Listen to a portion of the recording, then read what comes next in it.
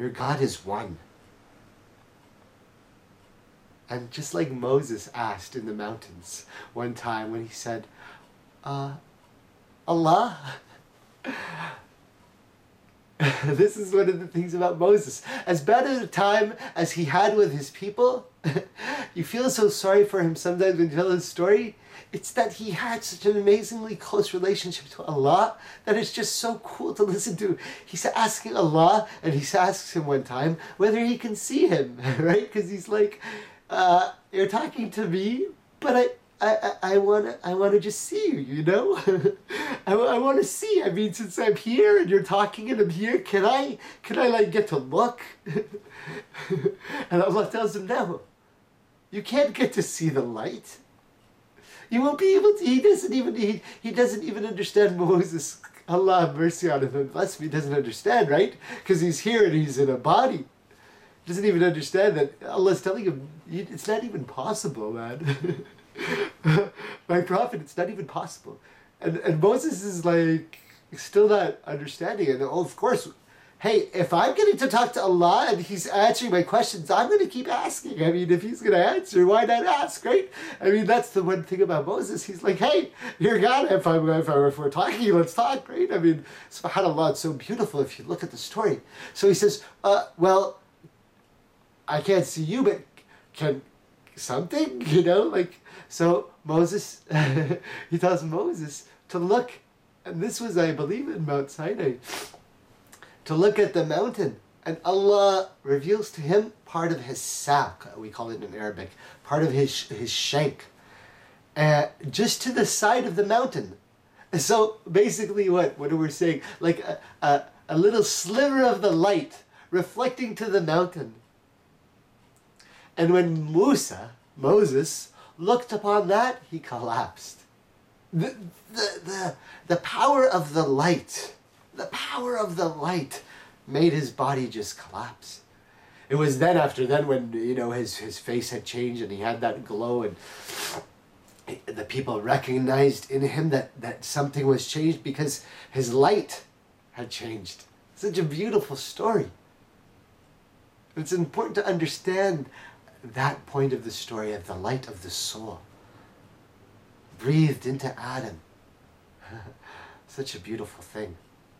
So Moses has some trials and some tribulations with his people. I mean, you know, they're wandering through the desert. They don't have any water. Of course, Moses has the staff, and anytime things are desperately needed, Moses asks Allah, and Allah grants. There's clear miracles where Moses used his staff again as one of the tributes to the tribes, a spring for each tribe. Right? We know that the story is there, if we're going back and paying attention to the details, that the son Ishmael, from the descendant of Abraham, was blessed with what? What did we tell you? God's blessing is always what? That which he has created all of living life with. Water, right? It's always water. It's a very clear sign. Water is the pure thing. So Ismail, and then the tribes all get their own water. They're asked for different things, and they got the manna wa salwa, or the quail, and the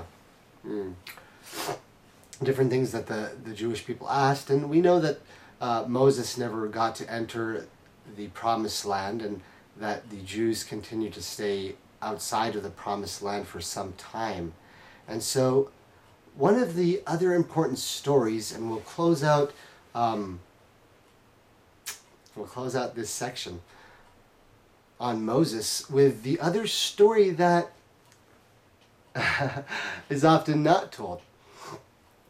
All right, like I said, since this is the HotConflict.com series, and I told you I'm going to tell you the story and tell it to you in a way and use terminology and terms that are probably different to you and that you've never heard. And so there is a possibility that when you hear this, you're going to think, what in the world are we talking about? Well, since we've been talking about the existence of other races of aliens, what we would now call aliens from other planets and other dimensions here on this planet and elsewhere within our galaxies and solar systems and beyond throughout the whole universe, we know that this all existed, and if you don't know what I'm talking about, please go back and look at some of the earlier episodes. It is at some point in his wanderings that Moses is searching for something because he wants to understand what's really going on. And he starts to question God about certain different things. As we said, Moses and Allah had this interesting relationship where they communicated quite often.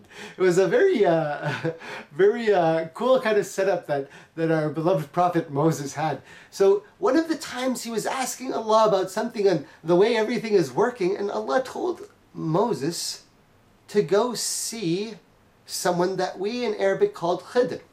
Now, since we're talking about the fact that there are all other kinds of races with all other kinds of technology and ability, let's describe the story of Khidr. Well, if we describe the story of Khidr in modern day and age, as I'm describing to you with Western references, Khidr is known as, in Arabic, the green. Now, the greens, or the powerful greens in ufology or modern day Jinn study, are sometimes known to be benevolent. Now here, Allah sends Moses to go see a benevolent green. Now, one of the interesting abilities that Khidr has is he is described as having the ability to understand the biology of our planet and be able to manipulate growth anywhere he went. Right? He was able to manipulate growth anywhere he went. He had some advanced knowledge. By the power of God or however way, but we know he was definitely benevolent, and we know he was definitely a servant and believer of the Lord, as is clearly described in the Quran, and I'm sure if you checked Jewish sources, you would find similar stories. And in Muslim stories, he's described as Khidr, both in the Quran and from some of the statements of the Prophet. We have some clear examples of him being similar to some of the other alien races in that either he is living for an extremely long time or possibly has a power that is beyond that God has blessed him with, where he is living indefinitely. Now, that in alone, if that made you freak out, then that's really, you're not ready for the truth, because the next part of the story is even more dramatic.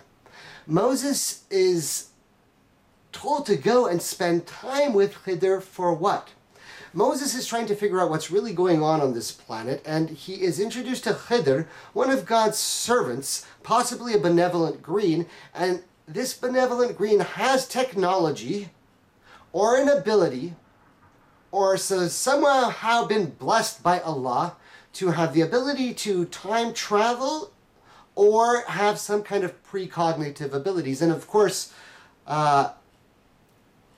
we can go into some of the specific details. If you go through the story in the Quran, Moses is taken on a trip with this benevolent green.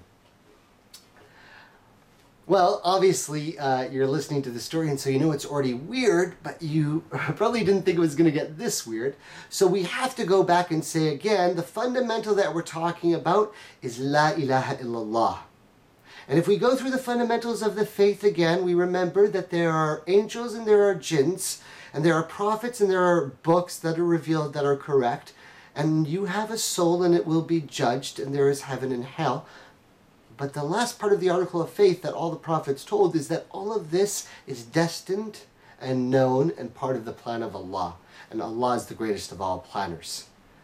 And that if you don't recognize that God, Allah the Most High, has destined for our race, the children of Adam, to be the superior race because of our belief and worship of the Lord.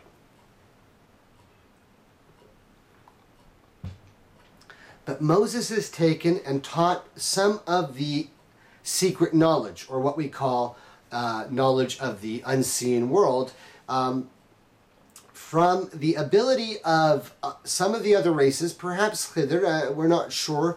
They have the ability to understand time in a different method. For example, many of the scholars will explain to you why people use some of the black magic, which we refer to as people in cahoots with the other jinns or interdimensional beings who are misguiding them or deceiving them. But the jinns have the ability to understand time and the future differently than us, because time for us is relative to our position to the sun. Now, in the whole galaxy and then